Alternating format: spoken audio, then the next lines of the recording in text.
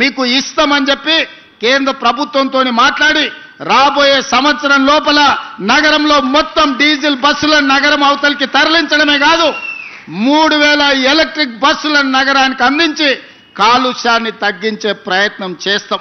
ఇదే కాదు, ఈరోజు ఆటోలలో కూడా డీజిల్తో పాటు కిరోసిన్ లేకపోతే పెట్రోల్తో నడుపుతున్నారు. ఇవి కూడా కాలుష్యం పెంచుతున్నాయి.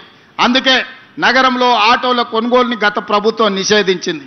కానీ నేను వచ్చిన తర్వాత నిషేధాన్ని సడలించి ఎలక్ట్రిక్ ఆటోలు కొనుక్కున్నా లేకపోతే మన సిఎన్జి ఆటోలను కొనుక్కున్నా మళ్ళా ఆటో కార్మికులకు కొత్త ఆటోలు కొనుక్కోవడానికి ఈరోజు అనుమతిస్తున్నాం. ఇవాళ ఆటో కార్మికులకు నేను విజ్ఞప్తి చేస్తున్నా, మీ డీజిల్ ఆటోలను తీసేయండి, ఎలక్ట్రిక్ ఈవీ ఆటోలు కొనుక్కోండి. ప్రభుత్వం వైపు నుంచి కూడా మీకు సహకారం అందించే బాధ్యత తీసుకోవటం.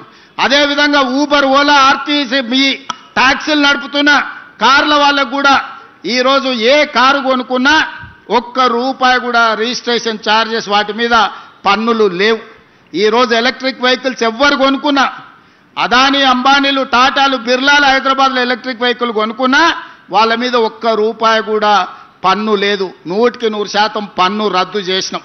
ఎందుకు అంటే ఈరోజు కిరాయికి నడిచే ఊలా ఊబరే కాదు, పెద్ద పెద్ద బిర్లాలు, టాటాలు కూడా ఈరోజు ఈ నగర కాలుష్యాన్ని తగ్గించాలంటే పెట్రోల్, డీజిల్ కార్లు కొనొద్దు అని ఈరోజు ఈవీ వెహికల్స్కి ట్యాక్స్ ఫ్రీ చేసినాం. దేశంలో ఎక్కడ లేదు ఈ విధానం. అందుకే ఈరోజు నగరంలో కొనుక్కునే ప్రతి వెహికల్ ఈవీ వెహికల్ కొనుక్కోండి, మీకు ₹1 కూడా పన్ను పడదు. డైరెక్ట్ కారు కొనుక్కొని రిజిస్ట్రేషన్ చేసుకుంటే సరిపోతే మిగతా ఏ పన్నులు కట్టాల్సిన అవసరం లేదు. అదేవిధంగా నాలాలు కబ్జాలు చేసిండ్రు. దాంతో వర్షాలు వచ్చినప్పుడు మురుగునీరుతో పాటు వర్షపు నీళ్ళన్నీ అడ్డం పడుతున్నాయి. ఇవాళ చిన్న వర్షం వస్తే రోడ్ల మీద నడుముల లోతు నీళ్లు నిలబడుతున్నాయి. ఎక్కడికక్కడ చెరువులు కబ్జా అయినాయి, నాలాలు కబ్జా అయినాయి. మరి నీళ్ళు ఎక్కడికి వెళ్ళాలి? నీళ్లు ఉండాల్సిన ప్రదేశంలో మనం అపార్ట్మెంట్స్ కట్టుకుంటే మనం ఉండాల్సిన ప్రాంతాన్ని నీళ్లు ఆక్రమించుకుంటున్నాయి. నీళ్లు రోడ్ల మీదకి రాలే. నీళ్లు ఉండాల్సిన చెరువులను, కుంటలను, నాలాలను మనం కబ్జా పెట్టుకుంటే ఆ నీళ్లు ఎక్కడికి పోవాలనో తెలవక నగర రోడ్ల మీదకి నీళ్లు వస్తున్నాయి.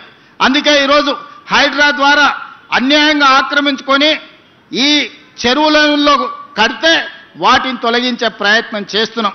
ఆ మధ్యకాలంలో మీరు చూసి ఉంటారు, అక్కినేని నాగార్జున గారు ఎన్ కన్వెన్షన్ విషయంలో ప్రభుత్వం తొలగించింది. తర్వాత నాగార్జున గారు గుర్తించి వారే స్వయంగా ముందుకొచ్చి 2 ఎకరాలు అక్కడ చెరువుకు స్వయంగా వారే నన్ను కలిసి అప్పచెప్పి నగర అభివృద్ధిలో నేను ఒక హీరోగా ముందుంటా, మీరు ఒక మంచి సంకల్పంతో ఈరోజు ఆ చెరువును మీరు అభివృద్ధి చేస్తున్నారని చెప్పి 2 ఎకరాల స్థలాన్ని నాగార్జున గారు వాలంటీర్గా ముందుకొచ్చి ఈరోజు మనకు వారు హ్యాండ్ ఓవర్ చేయడం జరిగింది.